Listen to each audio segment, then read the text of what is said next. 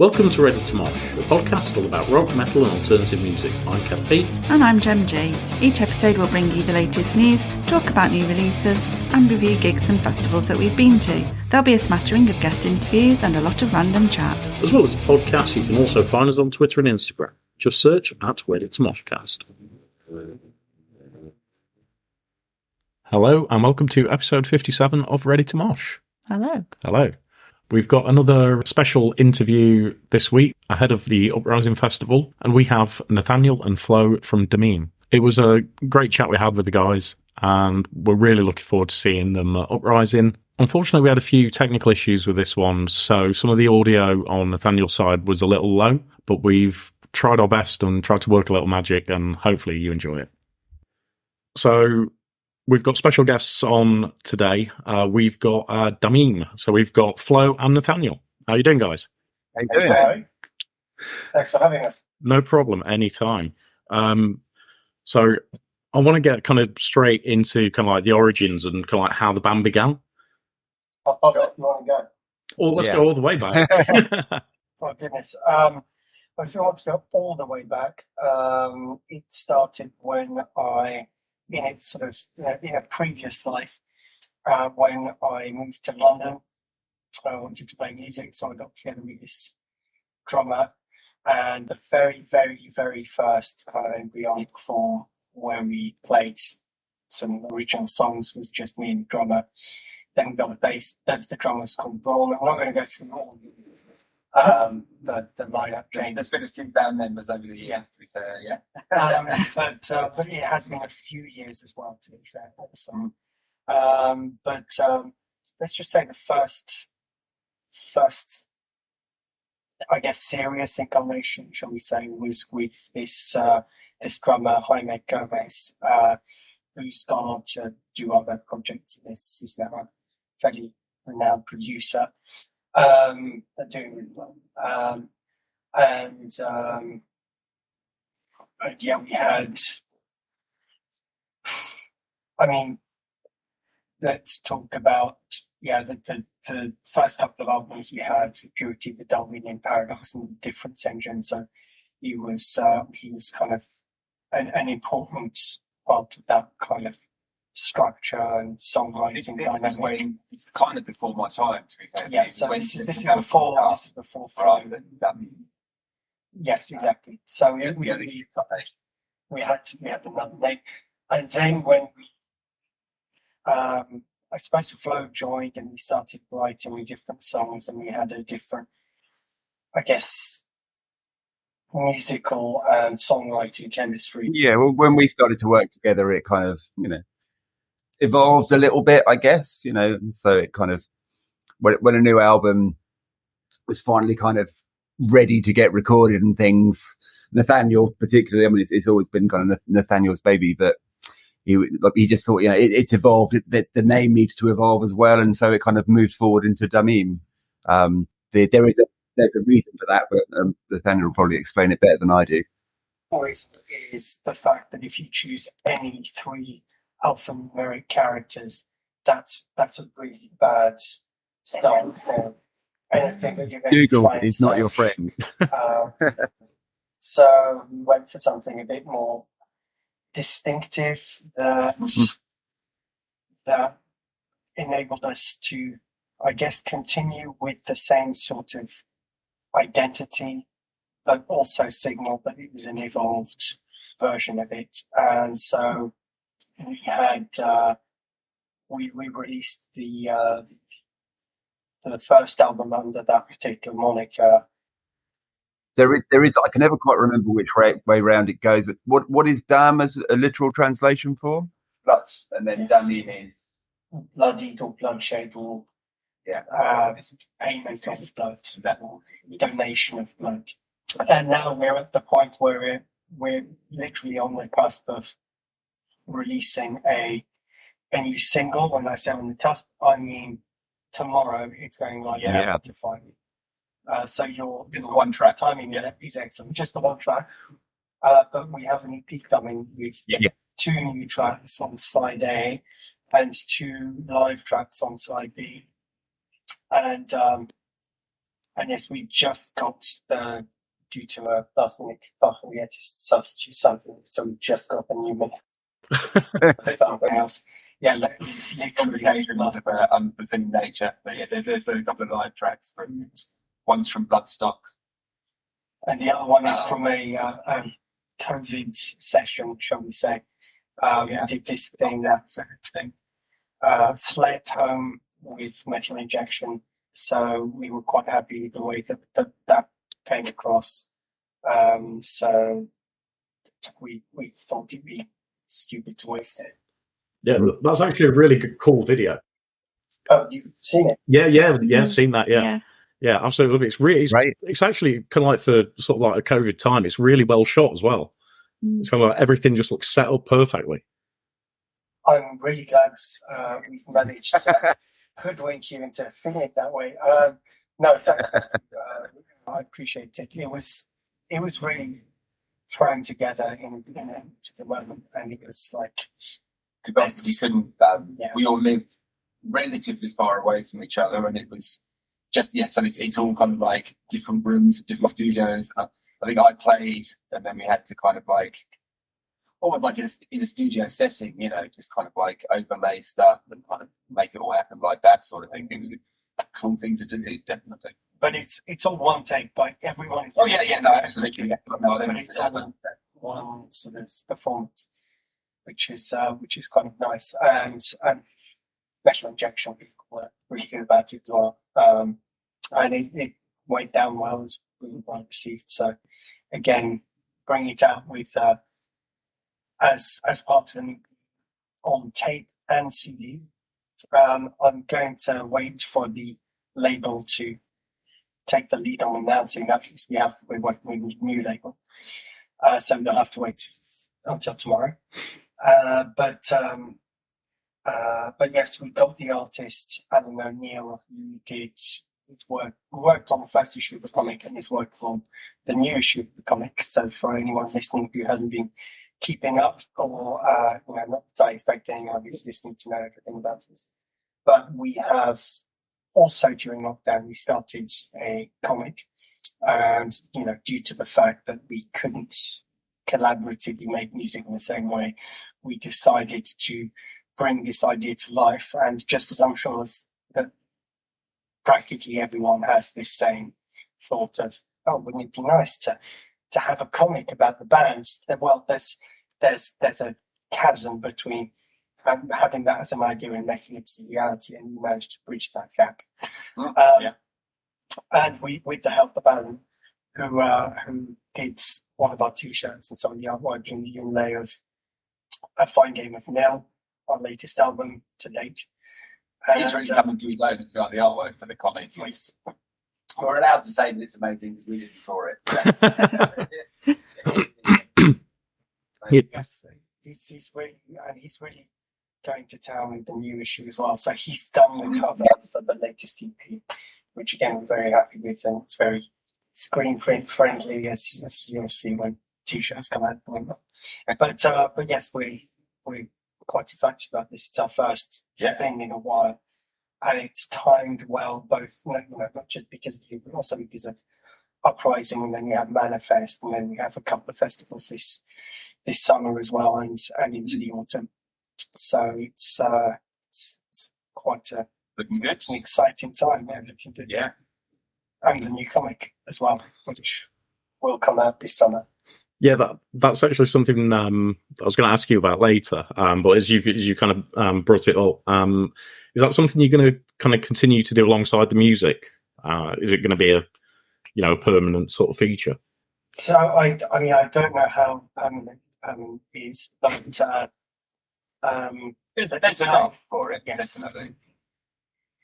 Yeah, we have a few issues in the works. So far we have issue 1.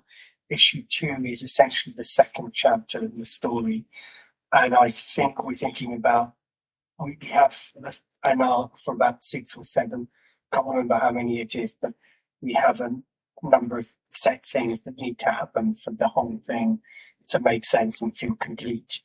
Having said this, it's been quite a successful venture so far, given that it was originally intended to be a more of a marketing accessorization, extra bit of merch, and we said, we didn't know what to expect with it really, and we kind of went to the London Film and Comic Con with it. That was the kind of launch that we did, and it went really well. And it's amazing how people kind of, I guess, a lot of comics fans are music fans as well, and heavy metal and comics go well together. So yeah, it was a great way. It works both ways, you know. The guys like music are really interested in comic, and at the Comic Con and all of those sorts of things, we actually sold quite a lot of records because they kind of get into the idea, and if they want a soundtrack to what they're reading and that sort of thing. So yeah, it's been quite remarkable, actually, the response to it. But you'd be surprised how many metal nerds there are. Maybe not. We're out there in our droves. Absolutely. Okay, so who are your musical influences, or what influences your music? Can I start? I can start right off the back. I'd say that we wear our influences on our sleeve in a way. In a way, and very literally, we wear our influences on our merch. As far as one of the latest articles of merch is concerned, where we have a deathified Damim logo. I don't know if you've seen it. It's quite happy with the merch. It's a chuck on chuck print, which Rick Ross himself was quite taken with it, because obviously it's got a meta reference when he was wearing it, some photo. But death is an obvious one. You have a number of genres. I'm not high for one, and I imagine many other people discovered early on that I was not. As I said, we were our influences on our sleeve, and I discovered fairly early on that I was into specific pieces rather than genres or even artists, right? So I like this album or this song or this album or that, most of the work by that artist. A lot of it happens to be death metal, thrash metal, black metal, etc. But I won't mention any names, but I remember somebody said, "Oh, like this band," or "love this band," and I heard that band, and I found myself not particularly enjoying it. So, to get back to your question, there'll be some death metal bands like Death, Morbid Angel, etc. Like I'd say what people call old school death metal, Days Solid, Obituary, Napalm Death, which I suppose is on the cusp of growing, etc. Gorguts, a big one, for me at least. And then obviously you have some black metal with things like Emperor or Thorns is a big one, because it's just so out there. If you haven't heard that Thorns album, you really, really must. Classic thrash. The obvious one was Slayer, but there's also things like Exodus, Overkill, quite a big one. Then there's other slightly left field ones, which you'll hear maybe references in terms of the texture or the way the syncopation is expressed. So things like Godflesh for me is quite an important one, and there'll be some stuff like Killing Joke, which comes across either in the lyrics or the way that things are sung sometimes, because if you know anything about our music, you'll know that I will sometimes growl, sometimes do the kind of carcass mid-range thing, sometimes the black metal thing, and sometimes actual singing, etc. How actively you feel that is, you decide, but obviously I'm happy to stand behind what we do. So that gives you a rough idea of where I'm coming from, but obviously Flo has his sector. I do not have Nathaniel's knowledge of metal is scarily encyclopedic to my bag, to be honest. Like, You call me a nerd. I often make a joke that I didn't like. Damim is quite literally the first metal band that I played in, and before that, I'd done pretty much everything else. So, I mean, Nathanael introduced me to. I mean, again, I can go back to Morbid Age, but probably been the first when I kind of got back into metal when I met Nathanael. That was probably the first album, like Dominate. That's probably the one that, like, I'm like, okay, I had no idea that people were actually playing that stuff for real. Something back in the 90s that was kind of new to me, even. Like, I've only been together for about 10 years, but I had no idea that such things existed. It completely passed me by. I was very much into metal when I was a kid, and then just stopped for no particular reason, because I went and listened to a lot of other things for a few years and then came back to it. So, yeah, as more with Angel, Pete's had developed people like that. You obviously, when the Way and Ball Flesh came out and that sort of thing, you know, that definitely moved me back to it. And I think, I wouldn't say necessarily comes across in the music, but when Deftones were doing stuff, that was probably what got me back into metal again, to make me want to kind of to do that, you know. But yeah, it's I just really like playing the drums. I don't know what else to say to you, really. Like, in terms of influence, it's quite hard to really pin down. I'm a lot like Nathaniel in that it's often even just like a verse or a particular mood that's captured for about 10 seconds in a song. I'm like, yeah, that's what I want to recreate. You know, that sort of thing. So yeah, it's quite hard to pin down. I think Killing Joke, like Ben just said, that was one of the first things we really kind of like. I kind of swapped it in some of the earlier Damn stuff, and we were like, oh yeah, okay, yeah. We kind of connected on that a little bit, and like some of that, like what I was listening to back when I was like the early kind of like relatively obscure kind of UK thrash band like Reanimator and stuff like that was probably what got me going when I was young. That I really want to kind of like really playing along to. But yeah, like so many people, it's such a diverse thing. It's really hard to actually say, you know, here's these 5 things that kind of define how I want to make music, sort of thing. It's a difficult question to ask. So, with the songwriting process, kind of how is it for you guys? Is it a kind of a guitar and drums first, lyrics later? Is it kind of like an equal sort of thing that goes on with the songs? I mean, yes, but I'm guessing more than a monosyllabic. But with the riffing and drum rhythmical axis is The interaction. central. Yeah, and the interaction, because there will be riffs and parts, because I don't necessarily just work with riffs. It'll be certain arrangements as well. And sometimes I'll bring some to the table, and sometimes certain things won't gel or will gel unexpectedly better than others. And what's interesting is, having worked with so many different drummers, it's interesting what does and doesn't. And, you know, in many cases, you have exactly the same idea. And one will just take to it and like take it in this direction, and then Flo will do something different with it. And go, well, like, yeah, I'm not really into that one, but this one. So no, it's true, and I think that's it's absolutely true. Yeah. It's a defining element in terms of what decides your strengths and weaknesses as a musician, not just the drummer, of what you like, how much you trust your taste, and then go for that. So, and in terms of a song in general, it's not so much, it's not even a rule of thumb, it's just how things tend to happen, is that you'll have these riffs or these collections of song beats that I've been ruminating on for sometimes decades. Literally just sitting on it for ages, trying to find somewhere to do, I just couldn't get it right.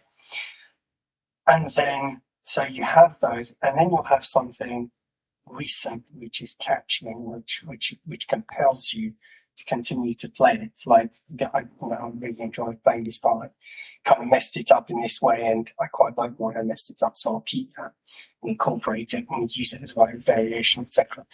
And the other key thing is to not depend on screens. You need to be able to kind of rely on actually playing stuff and working things in your ability to conceptualize the music itself. Like, that's really important, because if you stick to screens 100%, that is one of the surest ways to make sure that your output becomes utterly sterile and inorganic. You just remove everything, like one tempo, completely binary sort of arrangement, etc. So the ancient prehistoric riffs plus the more recent earworms or guitar worms, shall we say, plus some sort of part that spontaneously appeared from the chemistry and magic of the rehearsal, and some additional arrangement really that occurs in, again, working with actual musicians. And that binds it together. And by that time, it will tend to feel right. And that's the key thing. It needs to feel right, and you need to trust how much you do or don't like what you've actually ended up with. And that's the thing. That's the key. Trust your text. And it's a really hard lesson to learn. But yeah. And then the lyrics. That's another kind of just process in itself. And it's just about collecting. I don't know what you compare it to, but it's the way that the way that they make ink in the Far East by using oil lamps and collecting the soot and then scraping that off and then binding that, and that takes ages and ages, and then binding it with glue. It's the same in order to make these high quality ink bricks. And I suppose it's a similar kind of thing. You just collect thoughts, and sometimes you'll be able to blur like 3 paragraphs in one go that feel like they stick together. And then once you've done that, you do still need to match some of that to music. And that's also a process in itself, because not everything will match. You'll need to kind of mix and match and make sure things kind of work, and then write things on the fly at the same time while you're actually setting them to music. And in the end, will feel right, in the same sort of way. And what's funny is sometimes you're not completely privy to the actual meaning of the lyrics until sometimes years later, and you're like, oh, that's what I understand. So that's an interesting aspect. Or I find it interesting. I don't expect anyone else to. But yeah, so that gives you some insight into it. And more recently as well, I think, especially Flo and I have made more of an effort to try and involve Faust and Nick in terms of the writing. So the new stuff that will come out hopefully next year. So we have another problem that we are actually recording. There's an album quite underway at the moment, sort of thing, for the next kind of the next release. Yeah, and that has a few Nick riffs and a few more Faust parts. So that I again, same sort of thing with the. It needs to work for everyone. So that influences the direction of where it goes, whether or not there's active writing or not. So, yeah. For someone who is new to Damim, what songs would you recommend that they listen to first? Bloody hell. You're asking me to choose between my children. Yeah, a lot of people. Body is Broken. That's one that people often come to me saying they really like. Body is Broken, and in many ways, my favourite is in a language they understand. But yeah, it's a really hard one to say, isn't it? They all have their own kind of special something. Obviously, we're biased. From the old stuff, I would say, again, I wouldn't have been happy to be a part of or to be behind the release was have to be the material, at least in some way. But the album before, I think, Eyeballing, and this has nothing to do with that thing. Are probably two standout ones. In fact, I think we should play that. Eyeballing's a regular in the set. Nothing to do with Apathy. Is a little bit. It's a great tune. It's a little bit slower, so it's not always kind of what we want to go for, you know. But yeah, it's true. We should put it in more. It's an outlier, but it has. I like to think it has more impact because there's more time for you to mean every note. With everything that's coming up, so with Uprising, are you going to be playing the new single there and any of the stuff off the EP? Just the new single of the EP. And actually, we have a stand-in since Nick has joined Benediction on bass, so his time is a little bit more difficult to come by. So obviously, we're very happy for him going out to the world and playing some excellent shows with a seminal UK death metal band. But we've enlisted this chap called Ekin, who's in a band called Sorticide, SAWTICIDE, which you should check out. And yes, he's great. Actually, it's really nice. You just literally, first time we got into a room together, just nice and relaxed. You know, not kind of like sometimes you meet new people and it's a bit stressful and they are not sure of what they're playing. And yeah, he just kind of came in and started playing straight away. It was really nice. And breathes music, so he's a fantastic asset. Really great to have him on board, filling in for Nick. So, but yes, we'll play a mix of old and new stuff, and can you sing? Okay, cool. So, should we move on to the quickfire round? The quickfire round. A moment I fear.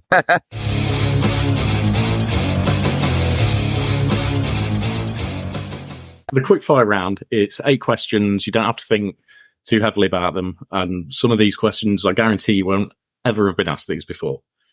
Some you might, but some you definitely won't. So we'll start with the first question. What was the first album you owned? First album I owned was Live After Death by Damim. I wish I was that cool. I think it was probably like a John Williams collection, you know, like Star Wars and all of that sort of stuff, or movie kind of hits, that sort of thing, of like first record I owned. Yeah, I'm going to go with that. Okay, interesting. Yeah. So what would be your death row meal? So it's a starter, a main, dessert and drink that you can pick. I'm going to say that I'm going to let Nathanael choose, and I will have what Nathanael has, because Nathanael is the best cook I know. Okay. So I'm going to say that. Pressure. I don't know. That's a really deep question for Nathanael.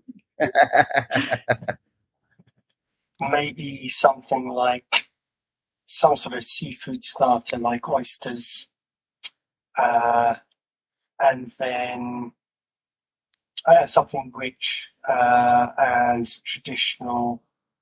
And can that be a cheese course as well? If you want a cheese course, you can have a cheese course too. Yeah, like I don't know, a traditional like full course sort of French meal with like some sort of starter seafood course. Maybe some unfortunate duck with some sort of sauce and some potatoes prepared in some ingenious way, and then obviously a cheese board, and then maybe some yeah, of course. You've got to have a wine pairing with that. So what was the first gig that you watched? That watched as opposed to a concert we went to, or yeah. So the first gig that you attended. Okay. Cool. Oh no, I do know what that was. To my eternal shame. Well, I say that. No, it was okay. It was. Nope, Nathaniel's disappeared. We've lost Nathaniel for a sec. I'm sure he'll come back. It was back when I was very young. Bon Jovi, Europe, Skid Row. But I did get to see Skid Row. For all of that, I absolutely I don't claim any particular aficionado with Bon Jovi or Europe, but I had never heard of Skid Row, and yeah, it's fair to say that blew my mind a little bit. I must have been about 9 or 10 or something like that, and that was pretty full on. Yeah, my first one was Bon Jovi with Van Halen and Thunder. Oh no way! Yeah. They were great. Don't get me wrong, but they haven't they haven't stuck with me in the same way. But Skid Row I still go back to occasionally. I still listen to Skid Row. Bon Jovi I used to love as a kid, but can't. Yeah, exactly that. Now. Exactly. I think they were the two bands. Europe and Bon Jovi were the two bands I kind of first saw on telly with long hair, and it was just like, what? And good to have you back. So the first, actually, I didn't really grow up in much of a gig-friendly environment. So the first musical performance I will have attended will be some sort of, I guess, classical thing of some description. But the first actual concert with guitars and drums and whatnot will have been Death on the Individual Thought Patterns tour. Wow. Yeah, right. that is I know this, but it's still just that's an amazing first gig experience by anyone. Yeah, that is strong. Okay, what are your favourite crisps? Salt and vinegar something. Yeah. Can we do top 3? Yeah, if you feel that strongly, if you've got a top 3. I mean, the thing is, I was just in Ireland not too long ago for the Siege of Limerick, and actually to pick up some of our gear, which I foolishly left behind.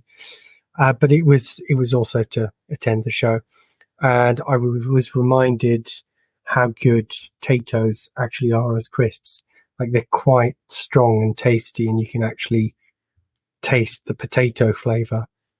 So I do quite like those cheese and onion potatoes. But I'm going to change. I'm going to go for pickled onion discos. I don't know if anyone remembers those, yes, of course. But I do remember. Yeah. Sorry, just sudden flashbacks of those were my favourite childhood. Otherwise, it's same sort of vein, like French crisps tend to be a lot more potato-y than the crisps you could get here. But you do get some excellent exotic flavors here, such as prawn cocktail. So yeah, those are my top three crisps. Okay, so what would your kind of dream tour lineup be? You can include yourselves on the lineup if you want. But if it was a dream tour, who would you go for? Do you want to answer this, or shall I? Yeah, that's a difficult one. You answer. You're going to be better at that than me by far. I mean, pick any 3 of our influences. So, but I'd say something like Meshuggah, Gorguts, and I don't know, maybe Immolation or something like that. If that was a touring lineup with us on it, that would probably, I could have the last meal after that. that works. And what's your pre-gig ritual? Focus on the things. I warm up. Yeah. Yeah. It's more, not so much about warming up. I mean, sometimes you're backstage and it's just freezing cold and you need to actually physically warm up, but it's more about the mental state that kind of puts you in, So, I'm not a very social creature beforehand sort of thing, generally speaking. I'm just trying to put myself into that zone. I think maybe the closest thing we have to a ritual is just going through a couple of the songs acoustically.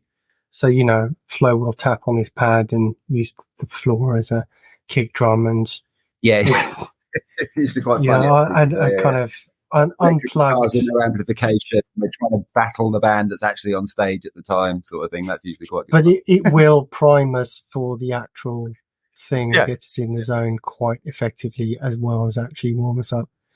We don't actually have a ritual where we punch each other in the arm and try and give us. Yeah, we don't high five. No, it's reasonably unpretentious, and we don't have frankincense and incantations to Yog Soggoth or whatever. So, okay. If you could be a biscuit, what biscuit would you be? Shortbread. That's a really tough choice, actually.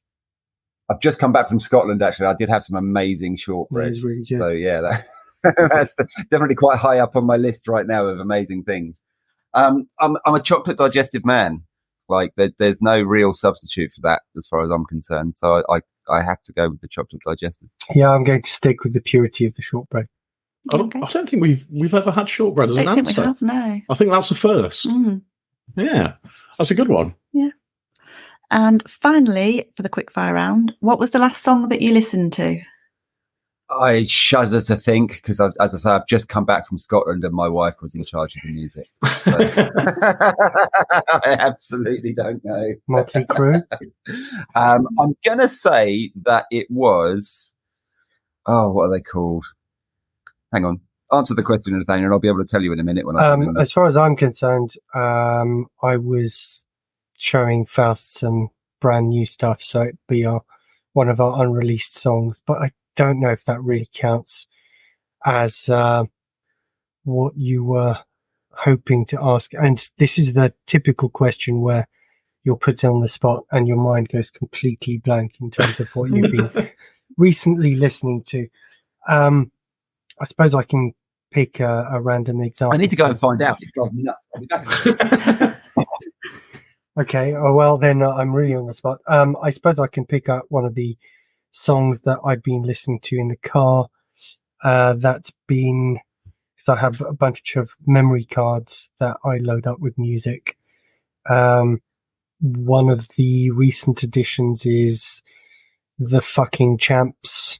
Thor is Like Immortal is one of my favorite songs on that particular album, which I think is Fucking Champs 4. If anyone knows the reference, I recommend it. It's like a electric guitar symphony. Light Asylum, Dark Allies, which is in no way a metal. I've no idea what it is. It's amazing. I'm not even going to try and describe it, but it's that's actually genuinely a brilliant piece of music. Okay, cool. So they were the quickfire questions.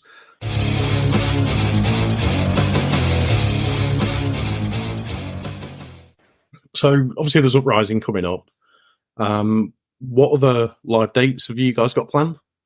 So we have, after Uprising, we have Manifest, which is in Whittlebury Park, and with a really, really solid lineup in my personal estimation. You have bands like Belphegor, My Dying Bride, Exhorder, Overkill, a couple of personal favorites right there. And I'm not really into them, but as far as what they do is concerned, they're one of the best bands for that genre, Evergrey. And a whole number of other either established acts or up-and-coming ones. So I think that weekend is going to be really, really solid. Then we have... What do we have? We have Tolminator, which is in Slovenia. Yeah. And we're playing the Friday. And it's just an open air, quite brand new festival, but with Sodom as headliners and a few other acts. I think Anal Nathrak are playing on like the Monday or the Tuesday. Sam was asking us if we could come up with if they could use our guitars as spares or something, but we're too far apart if I'm going to work. But and then we've got Brighton. There's an Ireland show coming up, isn't there? Actually, yes, you're right. So there's the show with Cancer in Dublin. We're looking to have a couple of dates on the side of that. We'll see. And then we have the show in Brighton in December. So few in the calendar already, and I expect we'll add a few more. So, watch the proverbial space, as they say. Okay, so how did you get added to the Uprising lineup, and have you been to the festival before? Well, we played it last year, but we played the sort of the Uprising after party, and essentially Simon was kind enough to consider us for the main event on the Saturday. The main event. So we've been there, we've played it, we've done that. We literally have the T-shirt, and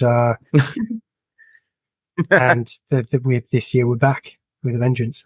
So what other bands are you looking forward to seeing at Uprising? Assuming that is you get the chance to go and check somebody out. Well, there's Combi Christ. There's obviously Combi Christ. The excellent. I think Paradise Lost are probably the other one that I've never seen, that I've always wanted to see, that I've never got around to seeing. I think one extreme to the other there, I guess. I'm looking forward to checking out this band Lowen, which I've never had this chance to watch before.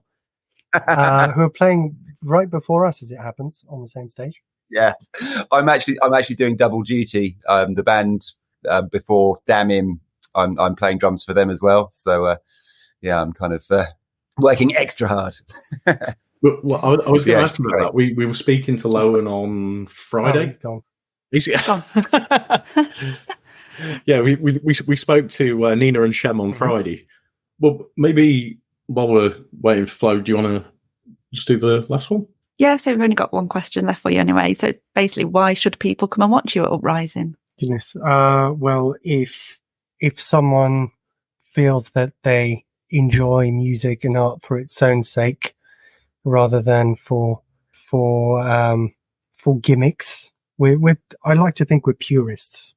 So in that sense, right? So you're going to see people who have been doing this for a while, who know what they're doing, arguably, and who make what I like to think is a compelling racket, and who have a great time doing it. And they might even end up with some additional earworms, depending on how much they pay attention to what we're doing. But if you like the sound of any of our influences, if you like expansive music that's not afraid to be what it is, then I would say come and watch us. Oh, here's another reason to watch us, especially now that he's not here, is Flo will blow your socks off. He's a really bloody good drummer. So yeah, just for the sake of watching him, I think is worth the detour. That's absolutely wonderful. So thanks, Nathanael and Flo. Thanks for coming on. It's been great having a chat with you, and we're really looking forward to seeing you at Uprising in a couple of weeks. Fantastic. I really look forward to it again this year. It'd be great to meet you in person, and play to the Uprisers. Yeah, I'll own that. Yeah. See you soon. Fantastic. So that's the end of episode 57. We hope you enjoyed listening to that chat with Nathanael and Flo. If you are going to Uprising, obviously make sure you do check Damim out. And if you're not going to Uprising, go give them a listen anyway, particularly their new single that they've just released, World Turned Hell, because that's a good one. As always, don't forget you can find us on Instagram and Twitter at Ready to Moshcast, and on TikTok, YouTube and Facebook at Ready to Mosh. So go give us a like, follow, share, etc. and a 5-star review on your preferred podcast platform. And we'll be back with episode 58 next time.